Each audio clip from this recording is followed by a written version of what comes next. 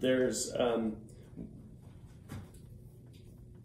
pretty cool stuff that is a little bit less mathy and a little bit more like geometry or art, and thinking about angles and so forth. So we're going to talk a little bit just about that. The first piece of it is that when light hits a surface that is flat and reflective, then the law of reflection comes into play. And basically, that means if you have light that is incident, meaning aimed at and hitting a point, then when it bounces off, it will bounce off at the same angle with which it hit. So as you get shallower, right, the light bounces off more shallowly. And as it becomes more directly incident, then it bounces off with just that tiny little angle. And what I'm doing here is I'm tracing rays, or ray tracing. So when you hear about a video game doing, or a renderer, when you create a 3D scene and you render it by ray tracing, literally the computer is saying, well, here's my light source, and I'm going to send a piece of light in, and it hits somewhere. Where does it hit? Where does it reflect off? Like, where does it go? What's the angle of the surface it hits? And so they ray trace the scene, and that's how they render it and give you this like really almost photorealistic, surreal looking thing. But it can be pretty intensive, right? Because literally it's doing the math for a billion different paths of light across the scene to create what reflects back to you, the observer. Okay, so that's the law of reflection. And you can think about what happens with somebody who's standing in front of a mirror. Now, a mirror is a nice flat surface, right? This is complicated. So here's our human standing in front of a mirror. And when they look down, right, what they see is light that, let's say, if they're looking at the foot, right, they see a beam of light that, and this is where I do wish to do, and you have a ruler. Oh, he has a ruler. Oh, Joe has a ruler. It's made of metal. Sweet. It's also 12 inches. Dude, anything made out of metal is awesome. Okay. It's also 12 inches long. Yeah, that's fine. As most rulers. Yeah, is that crazy? All right, so I'm measuring the distance here. We're about 15.5 inches to the eye. Oh, we're gonna call it 16 inches to the eye. So I'm gonna go up here 8 inches to right there. So that's about where our reflection point is. So if a piece of light comes off the toe, okay, then it's gonna go to the eye here. That's about the law of reflection angle. Ah, that's not a good line. There's no line. That's not even his eye. Sorry. Silence, Earthling! So, what you can see, right, is that here's this line over which we reflected, okay? And with a perfect drawing, this angle is equal to this angle, right? And when I look down, what I see is the direction that light is coming from, and I trace it back to where I think it came from, which is kind of the imaginary foot on the other side of the mirror here, right? Which is my foot. Does that make sense? And so that you're just following that kind of straight line, and everywhere that I look, That must be an Amber Alert. I have my Amber Alerts turned off. I decided. That you don't care about the children. No, I care about the children, but I don't think that. Dave, what did you decide? It wasn't Amber. I mean, literally never can. I'm not. If I was a truck driver, if I was out on the road a lot, Right. I mean, I'm not, right? I get these Amber Alerts. Wait, how do you turn it? It's in your options. I thought that it was required by state law. Not break it. No, it's not. Nice. Good to know. And let's grab another point. Let's say you know, the waist of this human, right? And so here, the reflection point that it's going to come off of is more along here, right? And that light is going to reflect off here and land here. And you trace that back. And you have to think about the tracing is going to go about the same distance that this came, which is why I put the image here. Does that make sense? Yes. It's going to, this path here is getting reflected over the mirror. Weird. Okay? And so I'll see the waist of the person, you know, of myself. Obviously, I'm not really doing a good job, but I will see that. And so I see myself twice as far as I am from the mirror, right? So if the mirror's on that wall, I see myself like I'm that far again from the wall, right? Because that's what's happening here. The light is reflecting off. It is traveling twice as far as the thing is from you because it has to follow this path, both to and from, to get to your eye. And you follow those angles, right? And so that's what you see. And this is all following the law of reflection. Whoa! Now, one thing that you will find in a mirror is that everything is kind of reversed. It's a mirror image, right? Your phone actually like undoes that so that when you move, it feels like you're looking at a regular mirror, but the camera looking at you, so in other words, it flips the image so that it's like a mirror, but it's a camera on the other side, not a reflective surface, but it makes it feel like a mirror. You know, otherwise when you're up on the camera and you move your right hand, you'd see it on the other side because it's facing around at you this way. So I'm actually looking at a flipped mirror image so that it's not, so that it feels like looking at a mirror, not like looking at what a camera would see. Okay. Does that make sense? Is that why after you take the picture it flips sometimes? Yes, that is why. Okay. Sometimes or doesn't flip it. I'm pretty sure it flips every time, but I don't take a picture. It's supposed to. Not every time. I don't think. That's No, so. because it doesn't on Snapchat, I don't think. Okay, so when I was looking at the picture with my front-facing camera, I saw my hand on the right. Oh, yeah. See? So let's go back. Here I am. I see my hand on the right. I take the picture, and now look at the picture. That. Right? Yeah, see? So. But it doesn't do that everything? Hold on. How do you know? No, it just does it with the front-facing camera because Oh. because the front-facing camera is a reversed orientation from you, and so it tries to make it feel realistic, right? Like a mirror. But then it's going to make it true with what it records, which is the reverse of that image. Got it. Because what it's doing is it's acting like a mirror when what it really is an eye looking at a person. Does that make sense? Yes. That's what the camera's doing. Okay. Weird. Kind of cool though, right? Yeah. Okay. And you can see what's kind of fun about these, geometrically speaking, is that careful drawing and measuring of angles, you can kind of start to develop the picture. You can ray trace what the light would do and come up with the image. Okay. So that's how we see reflections in a flat mirror as they follow the law of reflection. Things get funny when you start to curve them. They get more interesting.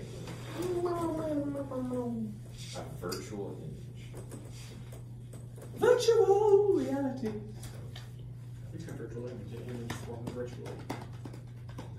I think there's a Rusted Root song called Virtual Reality. There's a rusted. Wow, that's a sentence that I don't Now know. we have. You guys know the band Rusted Root? I do. And so do you guys. They do?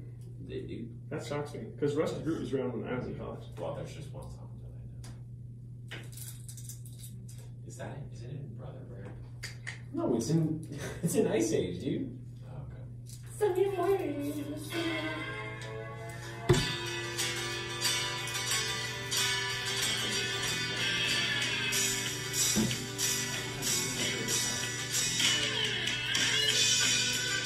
Listen to me a second. All right.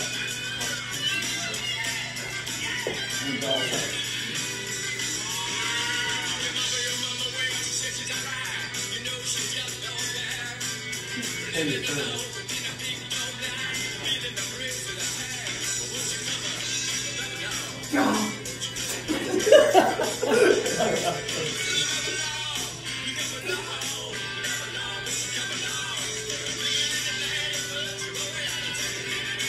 There it is.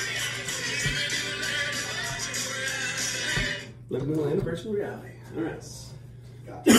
So things start to get funny when you and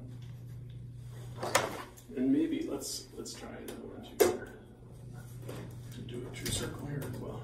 Let's do one here.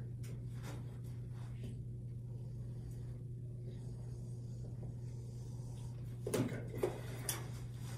So the law of reflection still holds when you have a circle, right?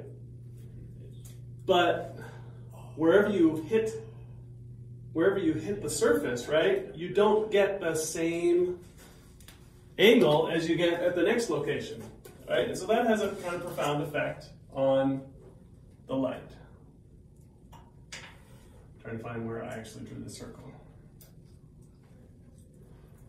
That's just about. So is this going to explain why when you look at one side of the spoon, it reverses? You're upside down. Ah, yeah, very good. So we will get to this. Yep. Okay, so first of all, if you had a light source right here, okay, that's emanating light, right? Then if you Flip it upside down, it wouldn't be. aim, say right here, right? You would find where's the true tangent point. Light is just going to keep reflecting back at that center, and it's going to come back out in the direction it came, right? Because if I'm at the center of the radius, you see that? Yes. Because the center of the circle, right? Whichever direction you point, you will always be perpendicular to the surface, or perpendicular to the tangent of the surface, right, at every single direction. But that changes when you get your light source somewhere else. So let's say the light is coming in from somewhere, still have our basic center. Okay, but now the light is coming in from over here. Say you've got an arrow right here. Okay, and now you ray trace what happens to the light that comes off of that arrow. And so if it comes in here, right, it flies in a straight line until it hits this point here. And, oh boy, this pen is really rusty. The age-old problem. Age-old problem. Will our Okay, pens die? so there's our tangent line, and there's our reflected direction that light is going to go. Okay, so it's going to go flying off in that direction when it hits. Right? And it's going to fly off. If we grab light coming off of this point here, it's going to follow a different path.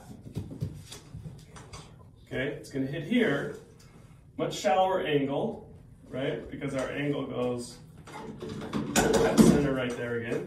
It's going to come off, and it's going to land here. Do you see what's happening here? Where's the tip of the, right? Follow the tip of the arrow. That's where the tip of the arrow is, right there. Okay? And then I grabbed a point off the bottom of the arrow, and it got located near the bottom of the arrow. Oops. Now my drawing wasn't perfect. This actually should have been even steeper probably. But do you see that we're starting to create a reverse image? Yes. Interesting, right? So that is how things flip. It's also kind of handy, depending upon where we are, we can use these. Now, what we call, there's a point in here that we call the focal point, okay? Let's erase all of this. The focal point is where light coming in perfectly parallel will all pass through the focal point. And halfway between the center and the full radius, the surface of the mirror. So this is what we call the focal point. Now, as you get further to the extreme edges on a circle, it breaks down, okay? The reason for that is that the true perfect angle would be actually tracing out a parabolic path for the mirror surface, okay? Because once you get, like, just see, if you take this circle, look at way up here at the top of the circle, if the light is coming in here and it's going to follow the law of reflection, you see it's going to take a super low reflection bounce, right? And it's just going to basically skirt all the way around and come out the other side after bouncing a bunch of times, right? That's not really, that doesn't get us through the focal point. Okay, so we call that spherical aberration. When you're getting to the edges of the circle where it no longer matches very well the path of a parabola. See, this matches the path of a parabola very well, okay? When you're in here. But when you get out to the edges and the circle starts to curl in, that's not the path of a parabola at all. So that's called spherical aberration. So that's the sort of the edges of where the approximation of a sphere approximating a parabola breaks down and doesn't work so hot anymore. And so ultimately, parabolic mirrors do the perfect job of this. And so if you put a light source right here on a parabolic mirror, the opposite will happen, right? All the light that comes off of this, no matter which direction it goes, will wind up going in a parallel direction out. And it won't be converging or diverging. Now, what makes a flashlight not bright 500 feet away or less bright? Yeah, it's the fact that that light is spreading out as it goes, right? It's a cone of light. Because really, when you use a flashlight, and I'm right here using a flashlight, I want a cone so that I see my book illuminated, not one little part of my page. Because that's not that helpful, right? You look shocked. What's up?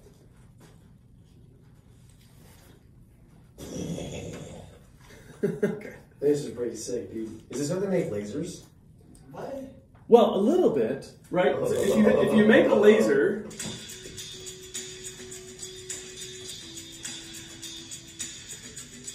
unknown. Okay. So with a laser, you're exciting some sort of light source, and there's a few different ways to do that, but so let's not jump into that. But basically, you've got light running back and forth in here, okay? But this is a mirror that is partially Laserified. No, it's partially transparent. So some of the light gets to go through and out. And by virtue of the light source, you know, if you're exciting a gas with your laser or a specific diode with a certain amount of energy or whatever, then you're creating light at a specific frequency or wavelength, and it's like a standing wave in here that is bouncing back and forth and getting more and more powerful, and then a certain amount of it is being allowed to leak out, and it's all coherent light, it's all in one direction, and that's why it'll travel so far and so long and be so powerful and be a single wavelength. But I'm going to get a little out over my skis because I don't know lasers that well, but that's kind of what's happening with lasers. So you get a very straight beam with laser light, right? And that's why it doesn't have much of a cone to it at all, right? It's not spreading like this, which is why you can see it very far away. Whereas your flashlight, you know, doesn't help you much when you get really far away. What are the lasers that you can see, like the green ones? That you can see the whole thing. They can see the beams. You can only see the beam based upon the interaction with particles in the air. So that's any light beam. Yeah. Probably the green are easier to see because they are that color your eyes are sensitive to, right? So reds in general, you're not as sensitive to as like a green. You're going to perceive a green as a brighter color, and they refract more effectively, right? Because remember we talked about the sky being blue, right? Because of particles getting refracted by, light getting refracted by particles and stuff in the air. Right. Same thing is happening to green more effectively than it is to red. So if I shoot a red beam, it's not going to get bent around quite as much as if you shoot a green beam. So you're going to tend to be able to see the green beam slicing through the air a little more easily than the red one. Green beam. Green beams. I love green beams. Okay, so why don't we make all of our mirrors out of a parabolic shape? Why do we make? Well, because you have to stand in one spot to be able. No, what? Well, no. Think about. I don't mean all our mirrors. Why? Like on our the lenses that we use for glasses, the flashlight housings.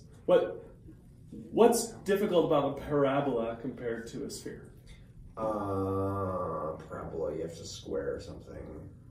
I want you to think practically. How would you do it? Well, here's how you do it with a circle, right? You've got a string or other thing of constant length. You create a fixed point, right? And then you trace it out. It's literally that simple, right? That's how you get a sphere or a circular pattern, right? Okay. Now, how do you get the pattern of a parabola? That's really difficult. There's no simple functional way to just create a parabolic shape. So grinding a parabolic shape onto a piece of glass, pretty difficult. Grinding a circular shape onto a piece of glass, much easier. Okay? So we don't make parabolic lenses unless we're trying, like Hubble telescoping it.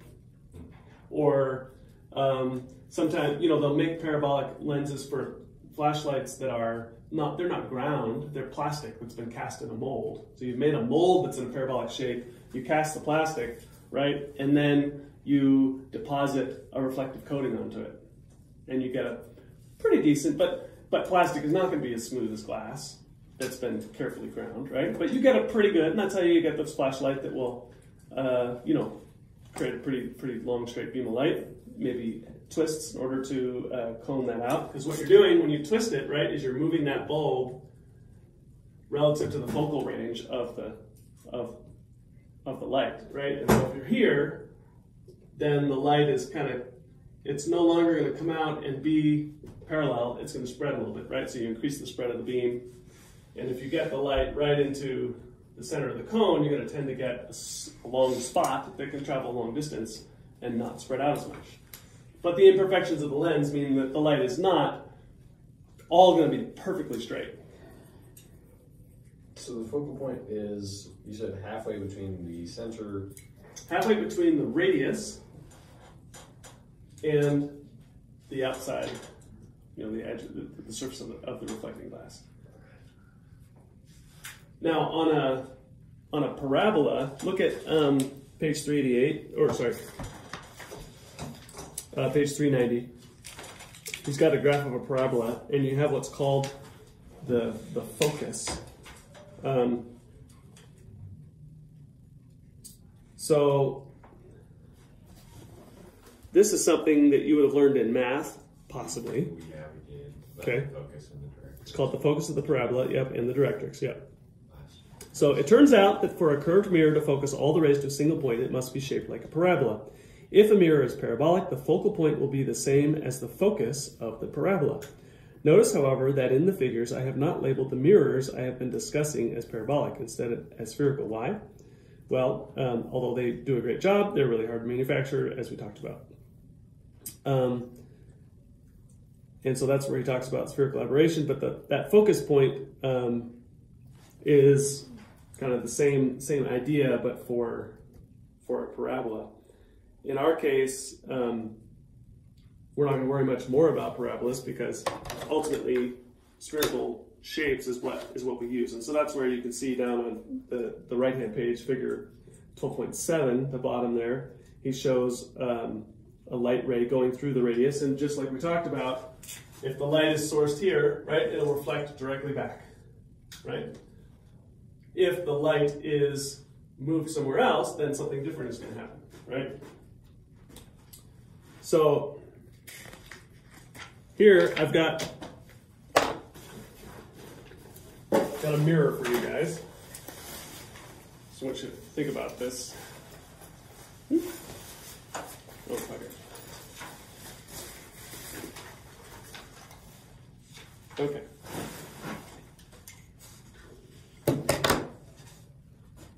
So I've got a compact here. All right. Now one of these mirrors is flat. One is not. Which one is not flat? Which one's not flat? Why are you looking at it from the side? Well, because I'm trying to figure out which one isn't flat. I'm assuming that this one isn't flat. Okay, why not?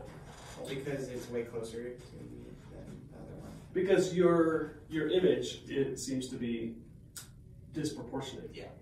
Right? Because what I should be seeing is how big I am, right? Twice the distance from here, right? If the viewer was on the other side of this mirror by twice the distance of mine, that's about that's the size they'd see, right? Here, I'm seeing something much bigger. Yeah. Okay. So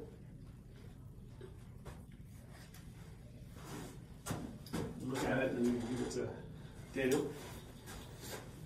Get it small.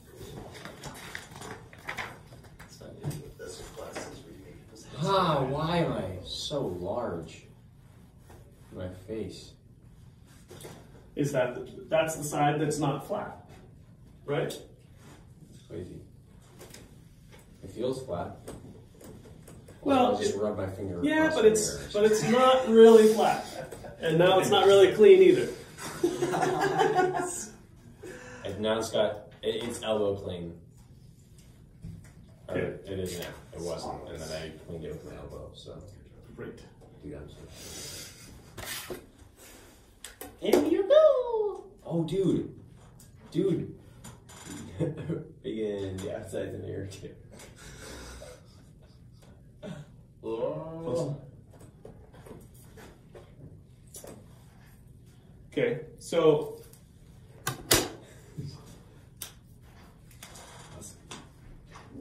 we talked about how if I drew something out here, right? And I drew parabol. We're gonna Kill get it. Kill our markers. It's okay. We can die. Here's your mirror map. You can hold it for now. It's okay. All right. So we talked about if I drew this arrow here, right? And then I ray traced it,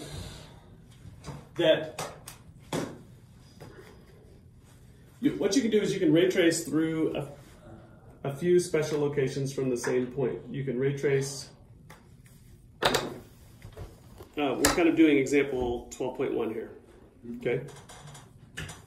And what he did is if you look at his little image where he's drawn the arrow, it's basically the full diameter of the circle on the opposite side.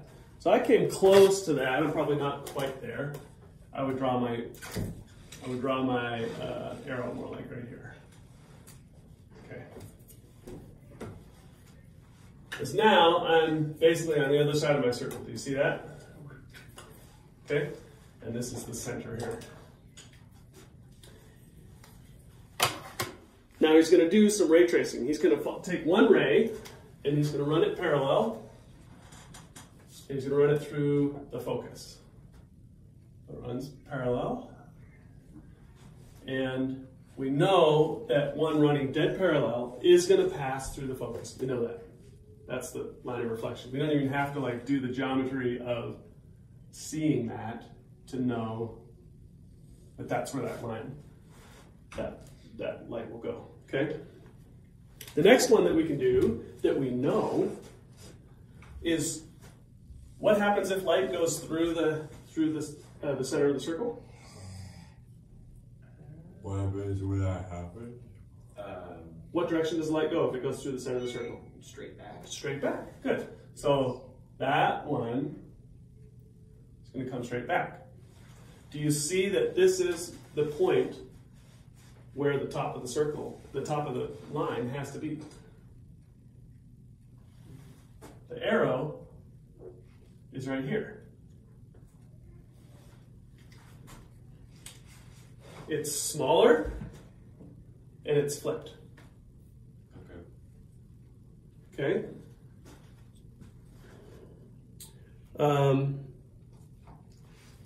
The other one is that if light passes from here through the focus point, then it's going to come off parallel. Okay, and if my drawing is perfect, I'd hit that same spot. Right? And so, we don't have any more of these pens, do we? No. There's more upstairs. Okay. Okay, so here what we see is that the lens is made an upside down and smaller image. Okay? That's nutty. That doesn't help us make things bigger. How would it get bigger? Flip it around. What do you mean flip it around? Well, flip it around. Okay, maybe. What if I drew light arrow inside the focal length? What if I drew it here? Okay, now we're going to try to ray trace off of this. Wait for this. Okay, so my first light piece that I could run back is, well, maybe I didn't put that quite right, because really this should be at, it's just about at 12, so it's going to be just about at 6 is my, roughly, not perfect, but, so let's put our arrow right here. Okay. Is this a new example or still 12.1? What's that? Is this the new example or still 12.1? We kind of finished 12.1. This is more looking at 12.2. Cool. So if I take a piece of light off of this and it's running parallel, where does it have to pass through? The focal point. Good. Yeah. Okay. Okay. What's another spot that we know we could fly it through? The center.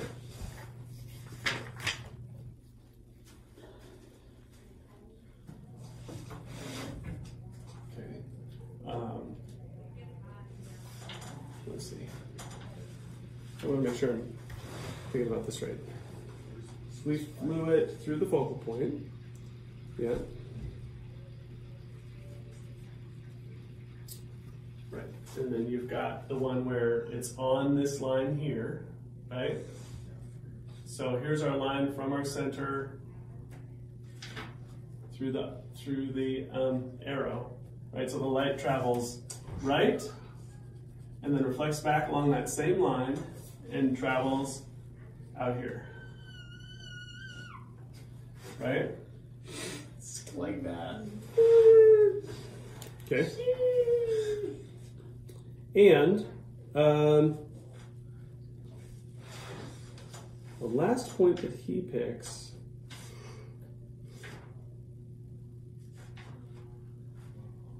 is if light emanated from the center and it took that line of the center, right, off, and then it would reflect back parallel. Do you see that? Yeah. So one beam went perfectly parallel and then reflected through the focus point. One beam was following the path of the focus point, so reflected perfectly parallel, okay? And one beam went off and through the point. Okay, now, where do these lines converge? They don't. Ever? They never converge? They do on the other side. Two parallel lines have to converge somewhere. But it's on the other side. yeah, but it's over here, exactly. Now, I'm not going to do a perfect job of this, but there's the top of our arrow.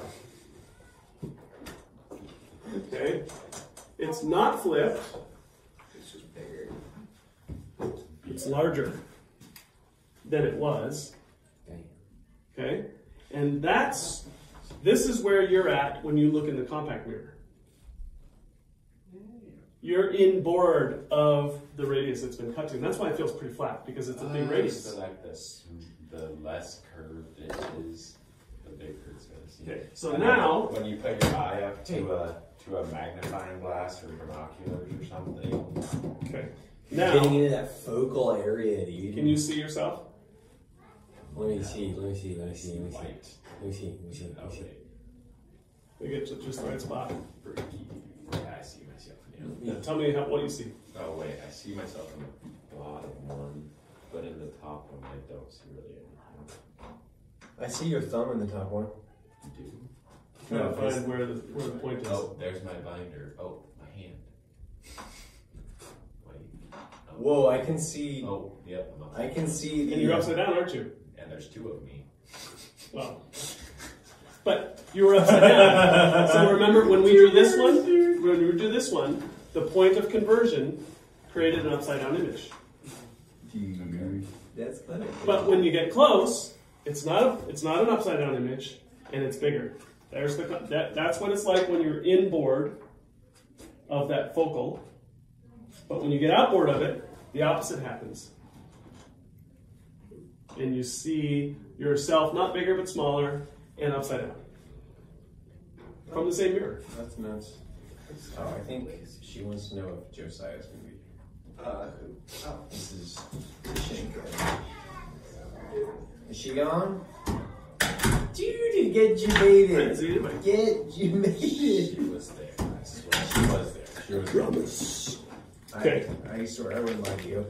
Did you just say sorry? Sorry, I wouldn't lie to you. I wouldn't lie to you, but there. Sorry, big. you, my cat. Sorry. So I'm going to have you guys do the on your own problems of 12.1 to 12.3, which will probably require you to look on your own at example 12.3. That's because they're hungry. Okay. Hey, And I think you're just going to get to play with this ray tracing thing a little bit.